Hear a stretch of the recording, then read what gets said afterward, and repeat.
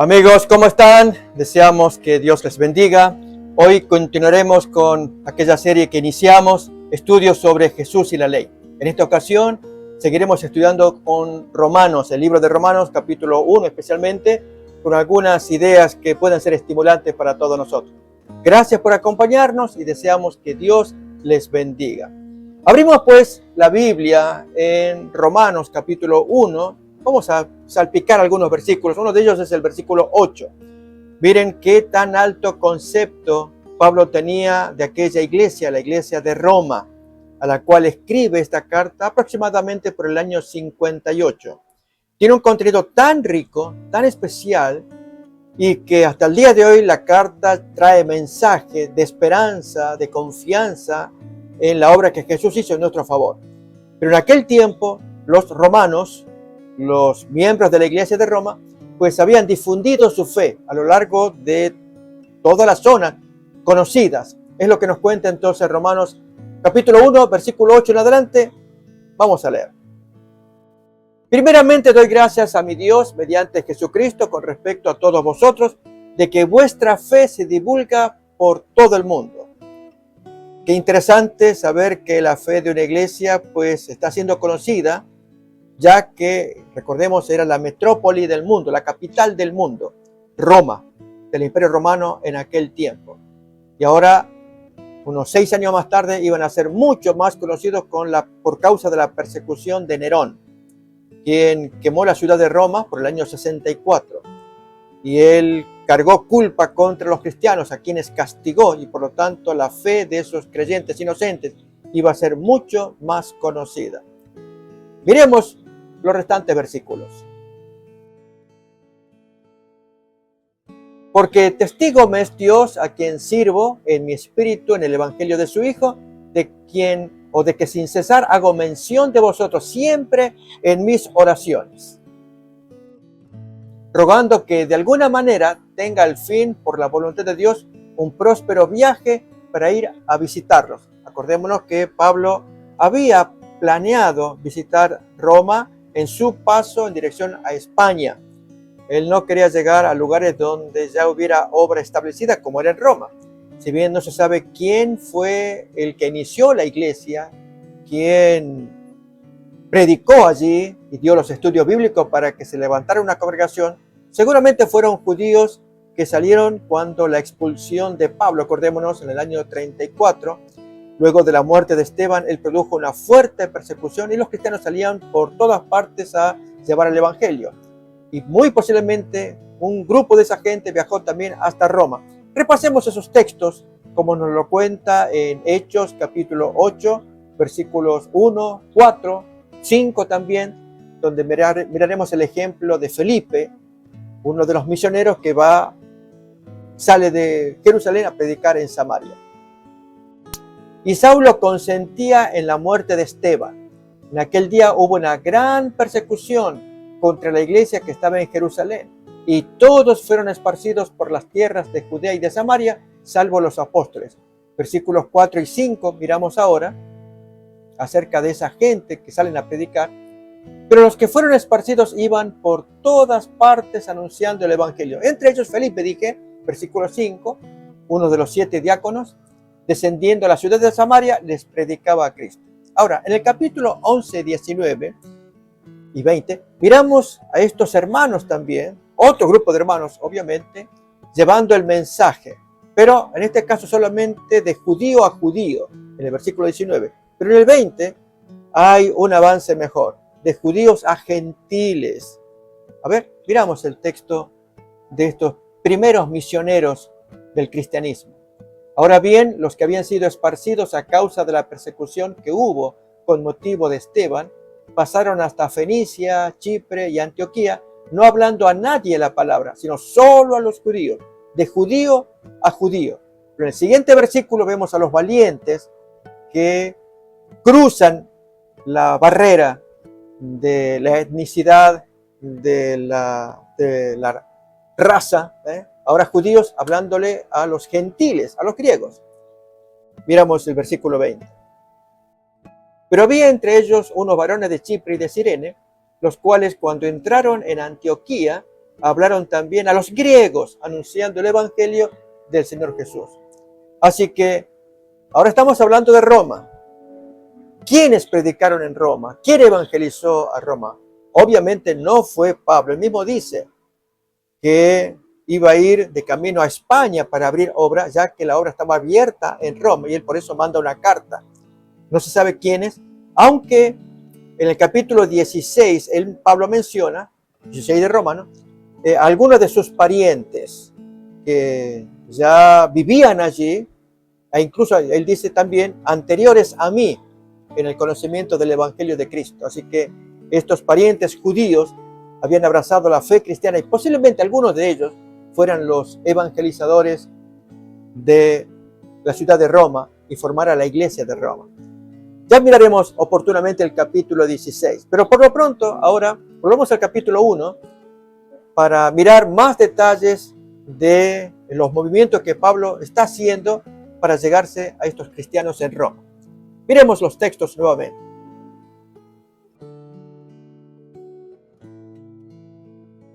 Romanos capítulo 1, dice allí, porque deseo veros para comunicaros algún don espiritual a fin de que seáis confirmados. Es bonito este pensamiento de que alguien lleve dones y comparta con otros y estos a su vez le comparten a este de acá.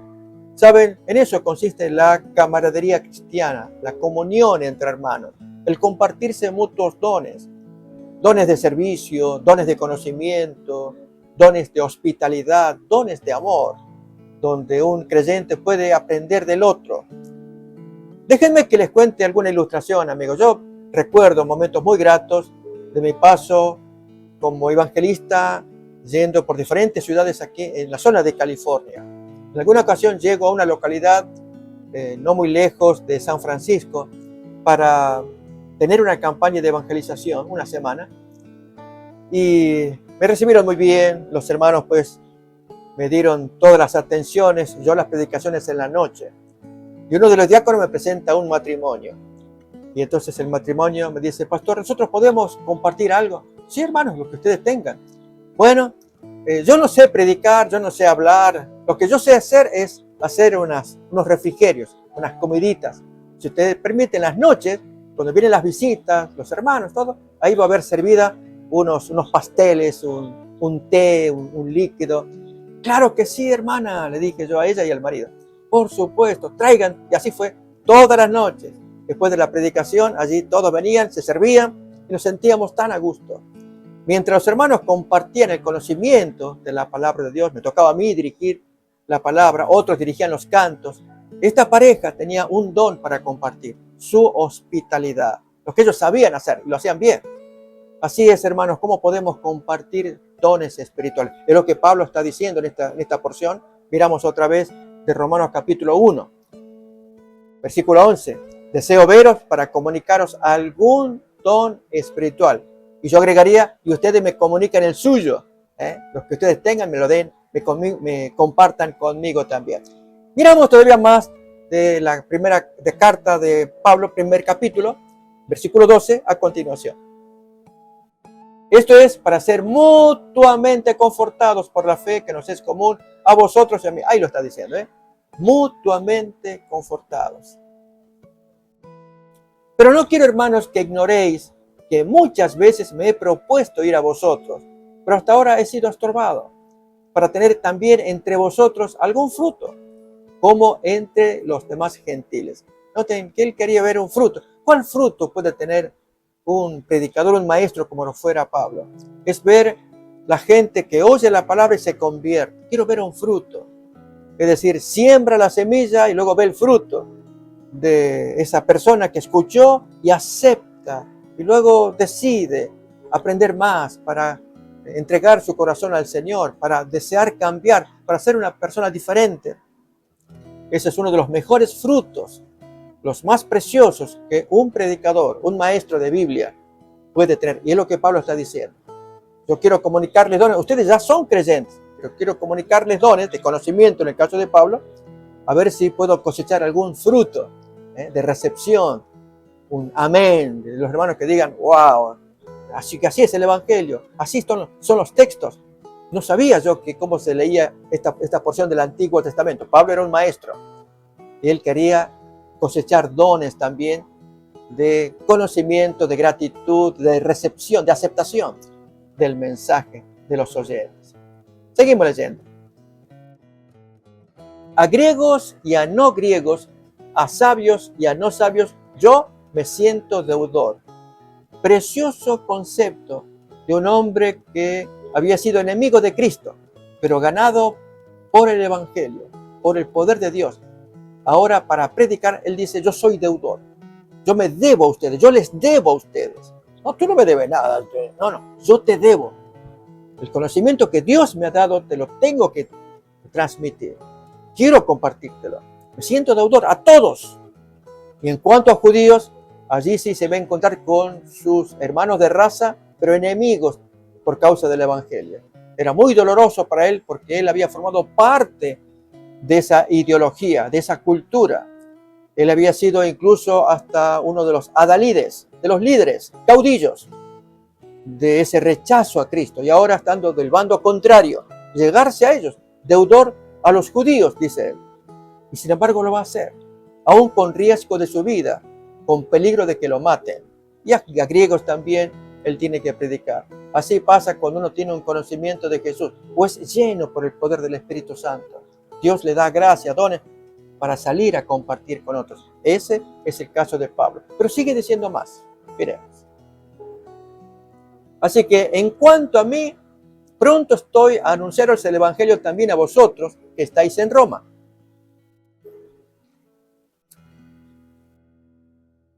Porque no me avergüenzo del Evangelio, porque es poder de Dios para salvación a todo aquel que cree, al judío primeramente y también al griego. ¿Saben, amigos? Aquí en el versículo 16 aparece una palabra que el original griego lo dice y deriva una palabra para el español, que es la palabra dinamita. Ustedes imaginan que es una dinamita, ¿no? Un explosivo poderoso. La palabra griega es dynamis y aparece en 1.16. Lo leemos otra vez y miren qué significado tiene. Romanos 1.16. Porque no me avergüenzo del Evangelio porque es dynamis de Dios para salvación a todo aquel que cree. ¿Notan? Es dinamita pura, poder de Dios, poder explosivo. ¿Queremos decirlo así? Está muy bien. Es poder explosivo de Dios para salvación, no para destrucción.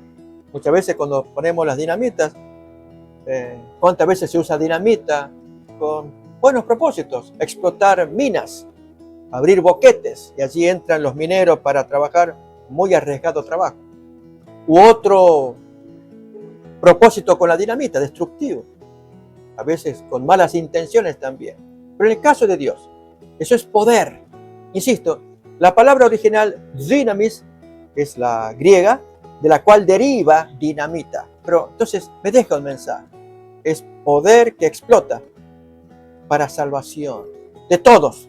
Al judío, primeramente porque a él le llegó la palabra de Dios, la Biblia, el Antiguo Testamento. Así que él tiene primordial derecho. Él necesita escuchar, pero él no quiere. Tú me hablas de Jesús, no quiero.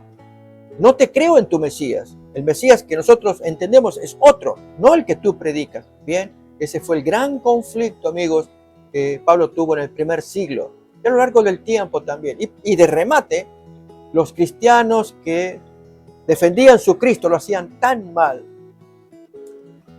que surge odio mutuo muchas veces, ¿no? Cuando digo cristianos, amigos, ustedes pueden entender que me refiero mayormente a la iglesia mayoritaria, popular.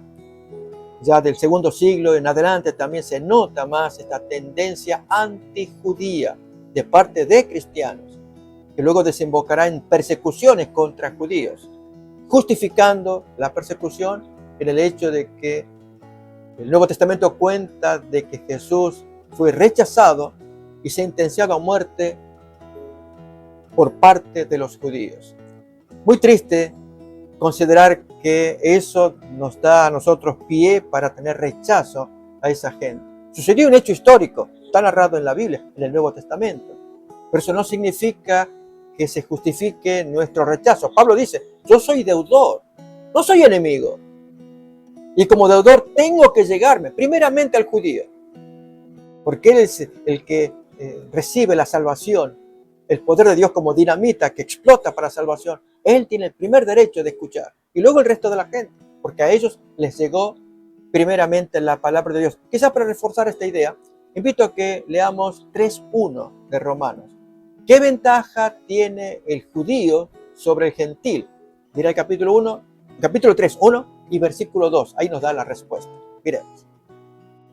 ¿Qué ventaja tiene pues el judío? ¿O de qué aprovecha estar circuncidado como lo está el judío? Y responde Pablo, mucho en todas maneras. Primero, ciertamente que les ha sido confiada la palabra de Dios. ¡Qué privilegio! El judío recibió la luz de Dios. Déjenme contarles, amigos, que yo estoy en contacto, ustedes saben, uno recibe mensajes en el celular, y en este caso con amistades chinas. Es el caso de una dama que entiende llaman trading, inversiones. Yo no sé nada de eso. Esta china, les cuento, ella es atea, ella come cerdo, le hablo del sábado, me dice pura tontería. Cuánta cosa que por ahí me sube, ustedes, imagínense. Pero hoy decidí mandarle textos directos de la Biblia. ¿Y qué dice la Biblia de esto? ¿Y qué dice la Biblia de acá? ¿Y el nuevo mundo cómo es? Y le cito Revelación, Apocalipsis 21. ¡Wow! Me llega el corazón. Y así está. Y está muy sentida. O sea, la palabra de Dios tiene efecto. Afecta, toca los corazones. Y eso voy aprendiendo, amigos. Aprendamos. A veces, como papás, podemos reprender a nuestros hijos. Hazlo porque yo te mando, yo te digo y aquel que manda soy yo. ¿Cuántas veces hablamos así a nuestros hijos? ¿O no? En lugar de citar la palabra de Dios y tener cuidado con los textos. No necesariamente necesitamos buscar textos que digan, aquí Dios castiga al malo. El niño que escucha, él teme a Dios. Pero podemos hacerlo en buena manera agradable. El niño absorbe ese Dios que le están enseñando. La gente en general también. Bueno, ese Dios lo tenemos que tener en el corazón para transmitirlo también. Y así la gente puede decir, wow, no sabía yo que esto era así. El poder que tiene la palabra de Dios. Por eso los judíos tenían derecho a conocer más de ese Dios. Y luego el resto que nos toca a nosotros. Pero los judíos lo rechazaron por sus prejuicios. Nosotros no. Si somos inteligentes, abriremos el corazón para escuchar. A ver, cuéntame cómo es esta historia. Quiero entenderla, que me quede claro. Miremos pues entonces este evangelio, esta dinamita de Dios para salvación, como decía el versículo 16. Romanos 1, 17 ahora, continúa diciendo. Porque en el evangelio la justicia de Dios se revela por fe y para fe. Como está escrito, mas el justo por la fe vivirá. Dice allí, en el evangelio. El evangelio, tenemos los 4 evangelios, escritos por respectivamente Mateo, Marcos, Lucas, Juan. Se revela la justicia de Dios por medio de la fe. Como está escrito, el justo por la fe vivirá. Un mensaje que llega hasta nosotros. Pero amigos, para que entendamos mejor este mensaje, qué bueno sería entender la experiencia de Lutero. Lutero fue aquel gran reformador del siglo XVI. Él viene con un impacto jovencito cuando yendo de camino en un carro en un día lluvioso, había mucha tormenta y rayos. Él hizo una solemne promesa: Señor, si me salvas de estos rayos, en ese tiempo, calculen, principios de los 1500, él creía pues que moriría si Dios no lo salvaba. Si tú me salvas, me hago cura, me meto en el convento. Y cayeron rayos, pero él fue salvado milagrosamente. Y sentía que debía cumplir su promesa. Su padre, que era minero, odiaba esta situación. Él quería que fuera abogado, que su hijo no anduviera mendigando como hacían el resto de los sacerdotes en ese tiempo. Pero él debía cumplir su promesa. Entra al convento de los agustinos y se preparaba para el sacerdocio. pero se sentía tan culpable por sus pecados. Era muy serio, muy solemne. Una persona, un joven, él iba madurando cada vez más, muy responsable de su conciencia. Tanto que cuando tuvo ocasión de celebrar su primera misa, al levantar la copa para la consagración, la copa del vino allí, y el cáliz allí con la hostia, le temblaba la mano. Yo no soy digno, no soy digno. Tuvo dificultades para celebrar su primera misa. Su jefe, Staupitz, era el abad que le decía: mira, Martín, tú tienes mucho desasosiego, mucha falta de paz. Tienes que estudiar la Biblia para que encuentres la paz. Y así fue. Lutero, pues, estoy contando esta experiencia porque él va a ser uno de los principales actores y autores de traer este tema de la salvación por la fe, que Pablo lo había enseñado, quedó sepultado por muchos siglos, y durante el tiempo de la Reforma, en la más plena oscuridad de ese tiempo, es cuando él lo saca a luz. Lutero, pues, por no tener paz, se le sugiere que se vuelque a las Escrituras y él comienza a leer los Salmos.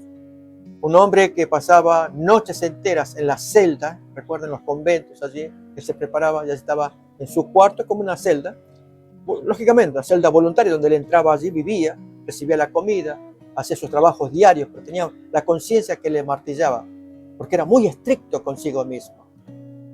Y a veces orando, se pasaba de largo por los ayunos, quedaba exánime, sin vida prácticamente, y parecía que estaba muerto. Alguna vez ocurrió que le devolvieron la vida por medio de algo que a él le gustaba mucho, que era la música. Trajeron un coro de niños allí para cantar, y entonces ahí es cuando Lutero reacciona.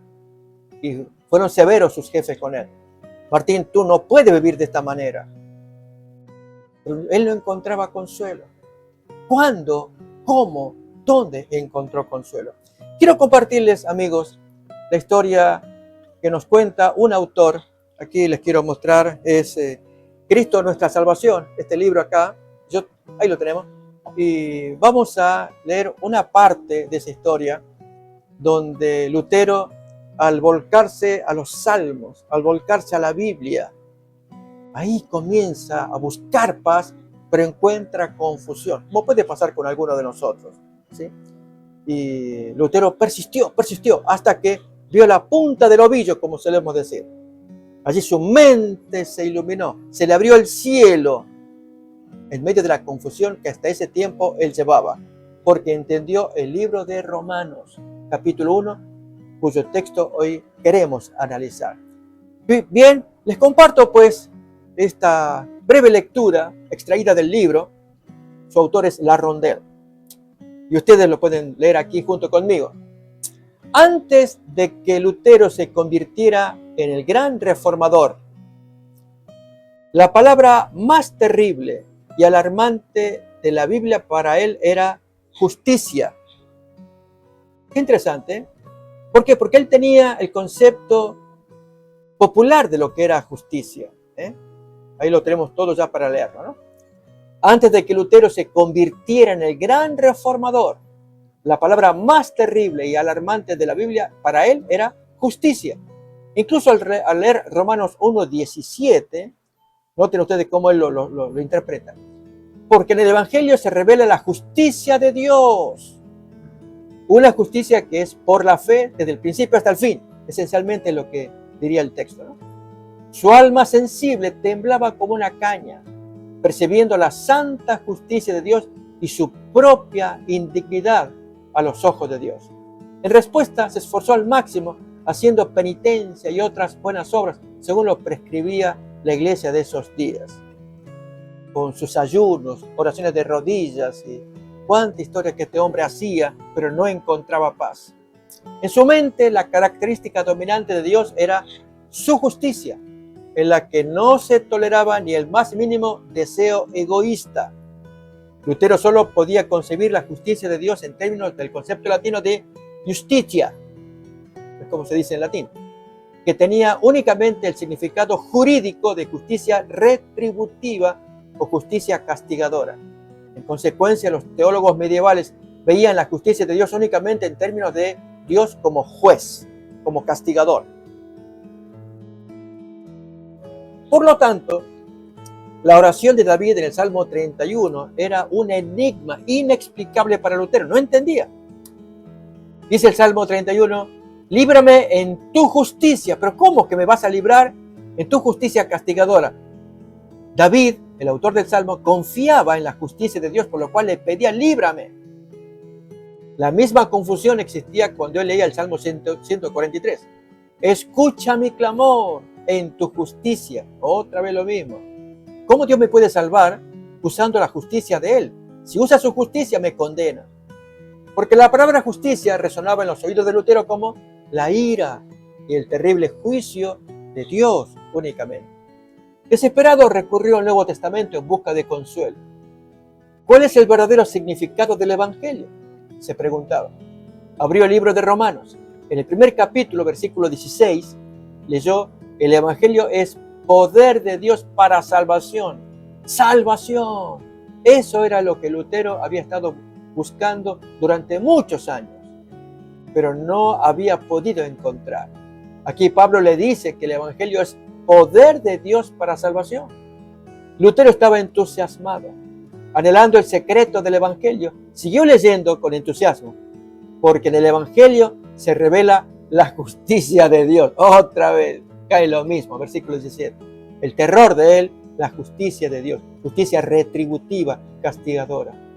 De un plumazo, Pablo le arrebata, qué triste, la última esperanza de su corazón.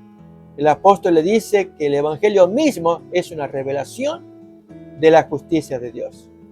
Ahora, miremos la pregunta a continuación: ¿cómo podía Pablo llamar al Evangelio mismo justicia? ¿Es el Evangelio otra manifestación de la ley? O sea, ya tenemos la ley de Dios, pero tenemos el Evangelio otra ley. Si eso fuera cierto, entonces el Evangelio solo podría condenar, ya que la ley condena.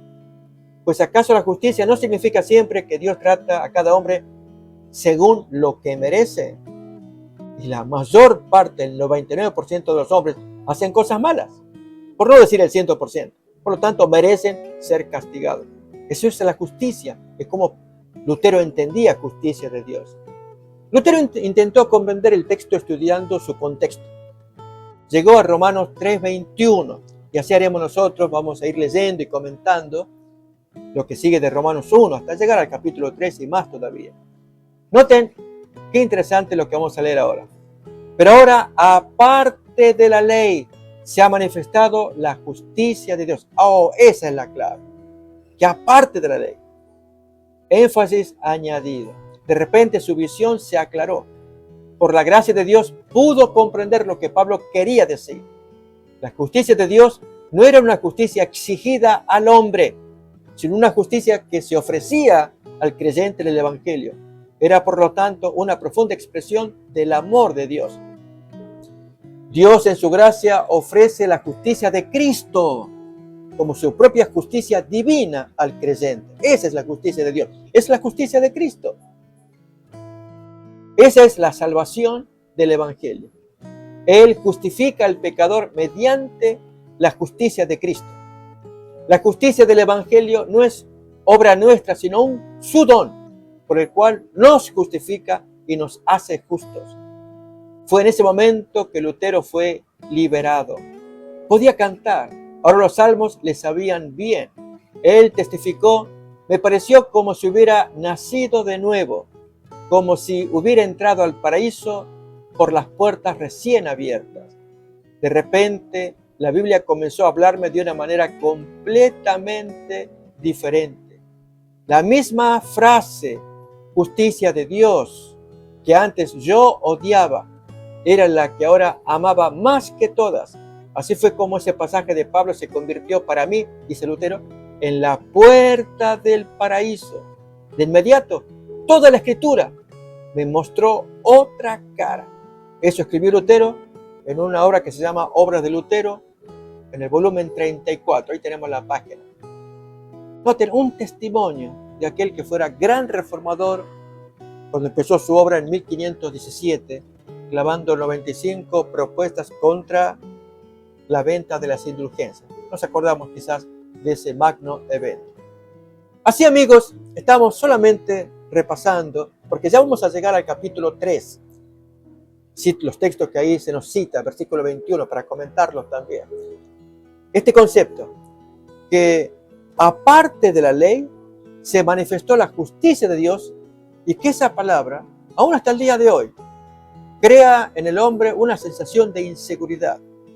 Se viene la justicia de Dios.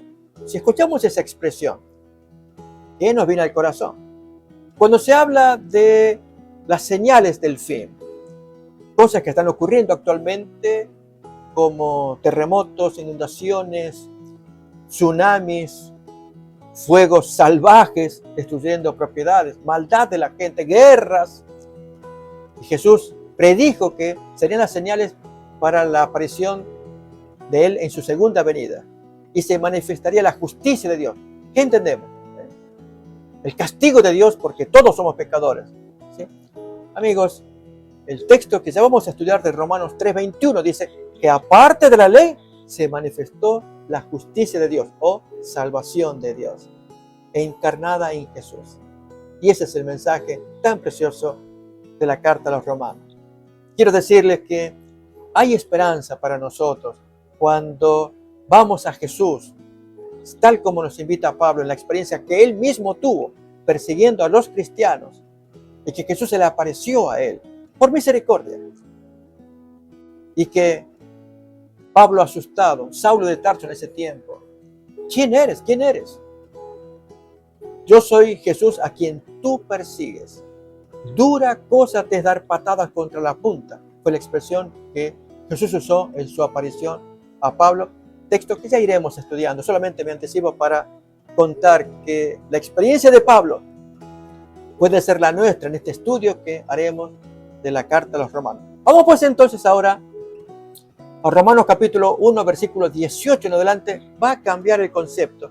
Ya no se va a hablar de justicia, sino de la ira de Dios. Eso es otro tema. La ira de Dios o enojo de Dios, eso es muy serio. Y si Dios está airado, enojado, amigos, tenemos que prestarle atención. Pero leamos el texto, Romanos 1, 18 en adelante para comentarlo. Porque la ira de Dios se revela desde el cielo contra toda impiedad e injusticia de los hombres que detienen con injusticia la verdad. Notemos que ahí se nos está diciendo que esa ira de Dios, ya miraremos cómo se revela la ira de Dios. Ustedes pueden imaginar. La ira de Dios y la ira del Cordero, otra expresión que aparece en Apocalipsis también. Texto que quizá vamos a mirar a continuación. Pero antes déjenme comentar esto. Cuando la ira de Dios se manifiesta, Dios lo hace porque no soporta que se detenga el conocimiento del Evangelio. Dios quiere salvarlos a todos. Pero hay gente que en su ignorancia frena. No importa quiénes. Los hay aquellos que son creyentes, el caso de judíos que no aceptan que se mencione el nombre de Cristo, o aún los islámicos que distorsionan el concepto del Jesús que predican los cristianos, diciendo que el Jesús que ellos entienden es de otra naturaleza. O gente atea, incrédula, o algunos que distorsionan la correcta comprensión del Evangelio y de Jesús con su mal ejemplo, y hacen que personas que podrían acceder al conocimiento, ellos no entran, como que dijera Jesús de los judíos, ni ustedes entran ni dejan entrar. Amigos, eso es detener el conocimiento del Evangelio, y Dios se molesta en gran manera. La ira de Dios. Miremos, voy a invitar a que abramos en Apocalipsis capítulo 6, la última parte. Allí se nos va a decir qué pasa con aquellos que provocan la ira de Dios. Allí en el capítulo 6, leemos a continuación. Fíjense, versículo 15. Y los reyes de la tierra y los grandes, los ricos, los capitanes, los poderosos y todo siervo y todo libre, se escondieron en las cuevas y entre las peñas de los montes. Y decían a los montes y a las cuevas: caed sobre nosotros y escondednos del rostro de aquel que está sentado sobre el trono y de la ira del Cordero. Fíjense, Jesús es manso. Jesús es el Cordero de Dios, pero aquí le está hablando de ira. El Señor Jesús vendrá en la segunda venida con ira contra los pecadores. Fíjense a continuación al decir: ¿quién nos librará de la ira del Cordero? Porque el gran día de su ira ha llegado, y ¿quién puede sostenerse en pie? ¿Quién podrá aguantar? Sí, hay gente que podrá aguantar. ¿Quiénes son? El siguiente versículo comienza a dar la respuesta en una crisis tan grande que está por venir al planeta, representada por vientos en convulsión y ángeles que detienen los vientos, guerras, y una orden que dice: sigan deteniendo los vientos hasta que sellemos a los que se van a salvar. 144,000. Luego que estén sellados, suelten todo. Y amigos, será un desastre que no imaginamos. Y ahí se manifestará la ira de Dios, o la ira del Cordero. A ver, leamos el siguiente versículo para ir mirando más esta historia. Después de esto vi a 4 ángeles en pie sobre los 4 ángulos de la tierra, que detenían los 4 vientos de la tierra. Esto es un símbolo para describir las guerras, espadas, hambre, desastres que ocurrirían en este planeta, para que no soplase viento alguno sobre la tierra, ni sobre el mar, ni sobre ningún árbol.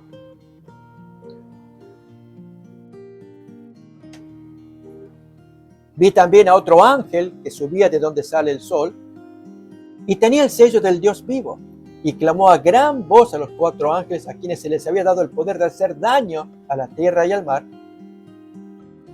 no hagáis daño a la tierra ni al mar, ni a los árboles, hasta que hayamos sellado en sus frentes a los siervos de nuestro Dios para que sean protegidos. Y a continuación menciona que son 144,000. Ahí lo tenemos, sellados de todas las tribus de los hijos de Israel. Es la gente que en último lugar allí, ya cuando el fin se está acercando, la destrucción del planeta cae sobre la tierra. Esa gente sellada en la frente han sido preservados para no ser destruido. El resto de gente lo va a hacer. Muy triste la escena, pero estamos hablando de la ira del Cordero. ¿Por qué la ira del Cordero? Vamos a mirar a continuación. Volvemos otra vez a Romanos, capítulo 1, 18. Leíamos allí la ira de Dios, que Dios se molesta, se enoja, con ánimo de castigar a aquellos que detienen la verdad, el avance del Evangelio. Pero vamos a mirar cómo se produce ese detenimiento. Otra vez, porque la ira de Dios se revela desde el cielo contra toda impiedad e injusticia de los hombres que detienen con injusticia el conocimiento de la verdad. Porque lo que de Dios se conoce les es manifiesto, pues Dios se lo manifestó. No, a mí no me lo manifestó, perdón, yo no sé cómo. A mí no me obliguen a creer si no, nadie me dio ningún conocimiento. ¿Ah, no? Miremos el siguiente versículo, cómo a través de la naturaleza, amigos, Dios se revela a nosotros, como dice a continuación. Porque las cosas invisibles de Él, su eterno poder y deidad, se hacen claramente visibles desde la creación del mundo, siendo entendidas por medio de las cosas hechas, de modo que no tienen excusa. Vemos, amigos, las cosas invisibles de Él como su poder y deidad. Esas cosas que, es cierto, son invisibles, pero se hacen claramente visibles por medio de las cosas hechas. Allí es donde podemos ver el poder de Dios, la mano de Dios. Si alguien dice: yo quiero ver su mano, es invisible, pero al menos denme que yo vea su mano. La respuesta de la Biblia sería: ok, ahí Él te dejó su guante. Sí, la naturaleza, amigos, es el guante de la mano de Dios. ¿Qué hacemos con un guante? Nos lo ponemos en la mano. Y cuando vemos el guante allí por fuera, pero quitamos el guante y ya retiramos la mano y queda el guante. Esa es la naturaleza. Allí están escritos por los dedos de Dios las cosas que están creadas. De modo que no hay excusa, por medio de la naturaleza. Amigos, gastemos tiempo para apreciar la belleza que tenemos en nuestra naturaleza. Cuando estamos ya en el campo, ya en el lago, en el mar, en la playa, cuando estamos en la montaña, en tiempo de nieve, en tiempo de lluvia. Por supuesto, a veces la naturaleza va más allá y justamente por causa de la maldición que el pecado provocó, Dios maldijo la tierra. Pero cuando la tierra fue creada fue tan bella como la mano de Dios. Allí estaba impresa la mano de Dios en todas las cosas creadas.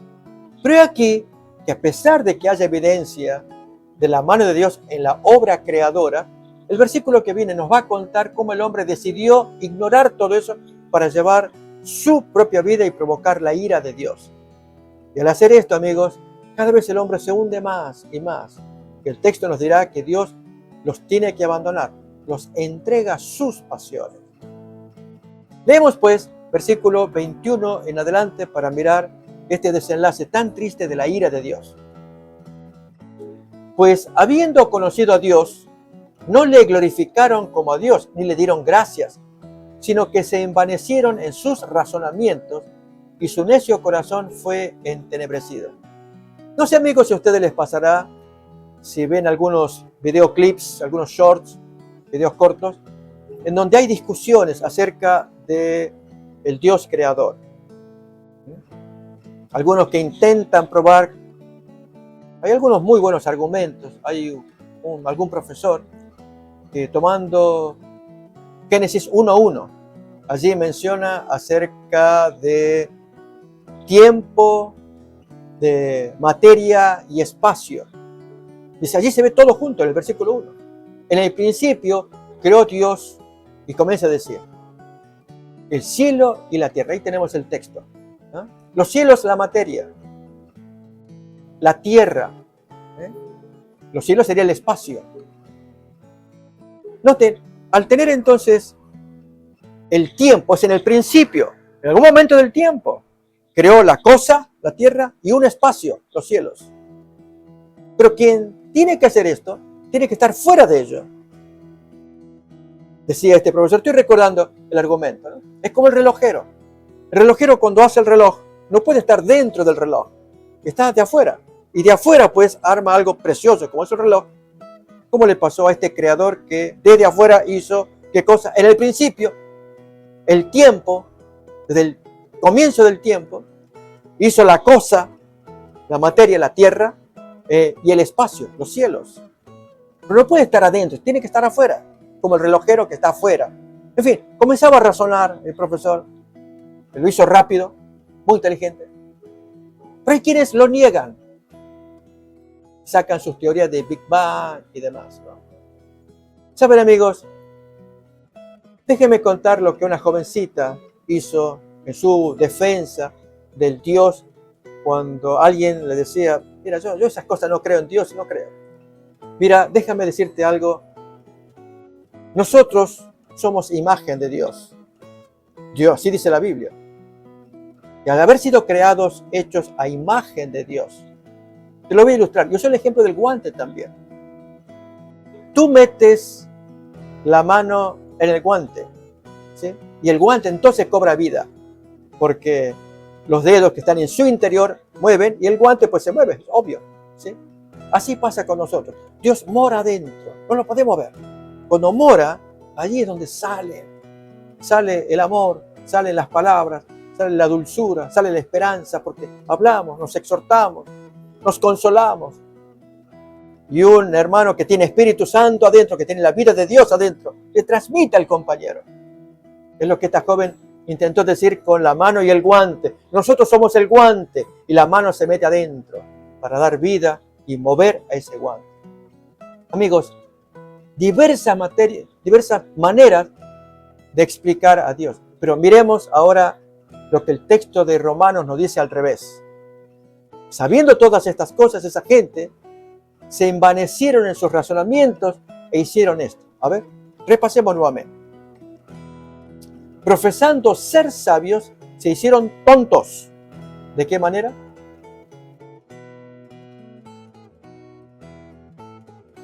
Y cambiaron la gloria del Dios incorruptible en semejanza de imagen de hombre corruptible, en imagen de aves, cuadrúpedos, reptiles, adorando esa cosa. Déjeme que lo diga de otra manera. Hoy vivimos en una época, se dice hedonista, que busca los placeres, vive por el puro placer, egoísta, en muchos casos cultivan la belleza del cuerpo. Recuerden que el texto ahí decía que cambian la gloria del Dios incorruptible en semejanza de una cosa corruptible. Una de ellas es el cuerpo humano. Y adoran que la muchacha bella, que el joven fuerte, bello, los gimnasios, allí es la vida. El texto dice también por cosas como los animales. Esto mayormente ocurría en la antigüedad cuando se adoraban a los animales como dioses. Hoy, amigos, nos hemos sofisticado para adorar una cosa no tan repugnante como arrodillarse ante un animal. Pero hay gente que se arrodilla ante el dólar. De hecho, hay iglesias y se ven imágenes donde está el pastor, la pastora, allí adorando el fajo de billetes que los miembros de la iglesia le tienen que poner como diezmos. Hace poco vi una imagen al respecto. Degradante, repugnante, que un predicador enseñe semejante cosa. A tal punto es su vergüenza de necesitar ese dinero. Obviamente todos lo necesitamos, pero dar semejante espectáculo como predicador, predicadora, de arrodillarse frente al fajo de billetes que pide ese líder a la iglesia que le entreguen los diezmos para que ellos sean prosperados. Cuando la gente ignorante, pues más bien lo prospera a ese mentiroso predicador o predicadora. A eso nos referimos. Se postran ante cosas corruptibles. Hoy yo dije el dinero. U otros ante la música. Cuando se celebran los conciertos, allí van, pero de a miles los jóvenes para escuchar sonidos que exciten sus pasiones. Y allí el centro son un grupo de rockeros tocando su música. Y amigos, podríamos hablar un sinnúmero de ejemplos de que las cosas corruptibles de hoy son las cuales o a las cuales adoramos y cambian la gloria del Dios incorruptible en semejanza de cosas corruptibles. Leemos otra vez el texto. Y cambiaron la gloria del Dios incorruptible en semejanza de imagen de hombre corruptible, de aves, cuadrúpedos y de reptiles. Cuando ocurre eso, amigos, ahí viene una reacción de parte de Dios. Dios los entrega, ya no los frena. Y esto va de mal en peor. 3 veces va a aparecer en la expresión, esta expresión, que es entregar, es botarlos, es ya no pelear más. En Romanos capítulo 1,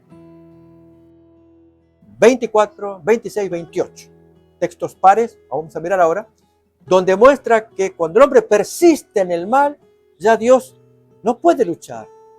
Quisiera frenar ese descenso moral en el que caen.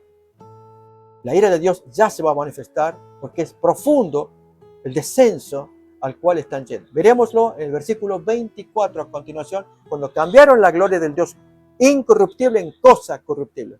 Por lo cual también Dios los entregó. ¿Notan?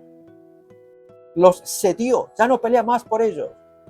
Los entregó a la inmundicia en las concupiscencias de sus corazones. De modo que deshonraron entre sí sus propios cuerpos hechos a imagen de Dios para ser ahora imagen de pasiones. ¿De qué modo? Versículo siguiente. Ya que cambiaron la verdad de Dios por la mentira, honrando y dando culto a las criaturas antes que al Creador, el cual es bendito por los siglos. Amén. Nuevamente la palabra entregar. Por esto Dios los entregó a pasiones vergonzosas, pues aún sus mujeres cambiaron el uso natural por el que es contra naturaleza, y ese uso contra naturaleza se llama lesbianismo. Hoy lo estamos presenciando. Siguiente versículo. Y de igual modo también los hombres, dejando el uso natural de la mujer, la relación de pareja ordinaria, hombre-mujer, se encendieron en su lascivia unos con otros, cometiendo hechos vergonzosos, hombres con hombres. Hoy se llama homosexualidad. Y recibiendo en sí mismos la retribución debida a semejante extravío. Y amigos, hay quienes lo justifican. E incluso hay predicadores que dicen que Cristo vino y cambió las cosas. El amor de Cristo es lo que importa.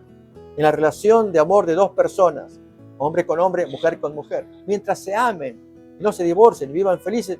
Es lo que Dios quiere, lo que Dios bendice y santifica. No, no es así. Eso es que Dios va entregando a las pasiones, porque ellos quieren esas pasiones, y Dios los entrega, como leemos en el siguiente versículo. Otra vez vuelve a aparecer el verbo entregar. Y como ellos no aprobaron tener en cuenta a Dios, Dios los entregó. Notamos, 3 veces aparece ese verbo. Los entregó a una mente reprobada para hacer cosas que no convienen. Y miren el desenlace ahora, estando atestados de toda injusticia, fornicación, perversidad, avaricia, maldad, llenos de envidia, homicidios, contiendas, engaños y malignidades, murmuradores, detractores, aborrecedores de Dios, injuriosos, soberbios, altivos, inventores de males, desobedientes a los padres, necios, desleales, sin afecto natural, implacables, sin misericordia. Notan, ya no reflejan la imagen de Dios. Quienes, habiendo entendido el juicio de Dios, y agregaríamos la ira de Dios, que los que practican tales cosas no son dignos de muerte, no solo las hacen, sino que también se complacen con los que las practican. Oh amigos, ahí entendemos hasta dónde puede llegar el hombre cuando deja de adorar al Creador o cambiar la gloria del Creador, cambiarla por la gloria de la cosa, la criatura, desde los cuerpos humanos para abajo. Amigos, Dios no quiere que nos envilezcamos, que caigamos tan abyectos, tan bajo, cuando tenemos un Creador que nos hizo a imagen de Dios, con tan solamente que lo miremos a Él, como dije, miremos su guante que es la naturaleza, y aprendamos de la palabra de Dios, que Dios puede rescatarnos, porque cuando uno ha cedido a semejante mal, ya pierde apetencia por las cosas espirituales. Aún más, siente que se ha hundido. Es el caso de gente que se hunde en las drogas u otras pasiones y no puede salir. En algunos casos quisiera, en otros casos ni quiere. Y amigos, cuando ocurre eso, la pregunta es, ¿no será tiempo de que Dios venga para juzgar, para destruir? Quiero invitarles, amigos, a que leamos ya como cierre, como textos de cierre, en otra porción de la Biblia, en la segunda carta de Pedro, el capítulo 3, versículo 9 en adelante, cómo Dios tiene paciencia. Y al describir esta situación tan penosa de estos pecadores, leamos paciencia de Dios para nosotros, pero también el castigo o la ira de Dios que habrá de venir. Leemos pues, segunda de Pedro, capítulo 3, 9, que dice: el Señor no retarda su promesa del advenimiento de Jesús, según algunos la tienen por tardanza, sino que es paciente para con nosotros, no queriendo que ninguno se pierda, sino que todos procedan a arrepentirse aún de ese mal en el cual se han hundido tanto, y por lo cual provoca la ira de Dios. Bien, ¿qué viene a continuación? Dice el apóstol Pedro: pero el día del Señor vendrá como ladrón en la noche, en el cual los cielos pasarán con gran estruendo, y los elementos ardiendo serán deshechos, y la tierra y las obras que en ella hay serán quemadas. Este es el pronóstico que tenemos para el futuro. Puesto que todas estas cosas han de ser deshechas, ¿cómo no debéis vosotros andar en santa y piadosa manera de vivir? Así pues, amigos, ¿cómo no podríamos exhortar a quienes están oyendo? Que Dios está llamando. La ira de Dios está pendiente, nunca ha cesado. Y a medida que el hombre se hunde en su pecado, y para colmo que el texto dice que Dios los entrega, uno diría, pero bueno, que Dios pelee, que Dios ayude, que frene. Pero si el hombre no quiere, el texto al final decía que la gente aún se complace en aquellos que hacen semejantes cosas. No quieren a Dios en su vida. Bien, Dios tendrá que destruirlos. Pero ¿qué del resto? ¿Qué de usted? ¿Qué de mí? Si es que queremos aprender, queremos escuchar. Que se nos dé una palabra de esperanza. ¿Hay esperanza? Bien, Lutero la tuvo en su momento. Él entendió que la justicia de Dios estaba disponible para él, pero no como justicia castigadora, retributiva, sino como alternativa de Dios. Es salvación. La ley de Dios sí va a condenar, pero es la justicia de Dios la que va a salvar. ¿Cómo opera ello? Bien, de eso trata, amigos, la serie que queremos traer de Romanos en esta ocasión. Estudios sobre Jesús y la ley. Nos queremos meter en Romanos y seguiremos avanzando más para darnos palabras de aliento. La carta a los Romanos contiene mucha enseñanza, mucha instrucción para que nosotros cobremos ánimo, que respiremos aliento, vida, esperanza. Lo tuvo Lutero en su momento, Dios se le abrió en su corazón. Nos pasará a nosotros mismos como le ocurrió a Pablo, que es el autor de estas cartas, de estos conceptos, a quien Dios salvó de locuras que ese hombre estaba cometiendo al perseguir a los cristianos. ¿Aceptaremos el desafío? ¿Querremos participar juntos en estos estudios de Jesús y la ley? En este caso, estudiando más sobre Romanos. Le invitamos, pues. Deseamos que Dios les bendiga, que les guarde y nos miraremos en una siguiente emisión. Amén.